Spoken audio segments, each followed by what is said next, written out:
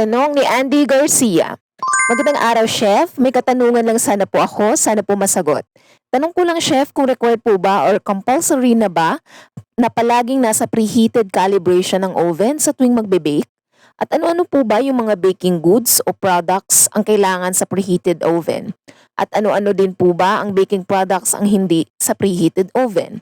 Sana po ay mapansin ang aking queries. Maraming salamat po and be blessed. Pag gumagawa tayo ng tinapay, unahin natin yung mga bread, Sa mga bread, no need naman mag-preheat tayo ng oven. Kasi 'di ba, pinapaalsa pa natin 'yan. Halimbawa, ang ginagawa natin tinapay within 3 to 4 hours, saka na tayo mag-preheat niyan 30 minutes before nating isalang. Okay? Yan ang mga techniques natin. Ngayon, yun naman sa dapat may preheat na tayong oven ay mga cookies talaga ang number one dyan. Cookies, mga cakes, mga direktahang gawa na hindi na natin pinapaalsa pa. Na doon na alsa siya sa mismong oven at naiinitan. O ano yon?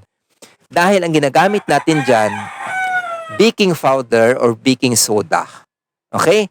Yan ang mga preheated na dapat ang gagawin natin dyan.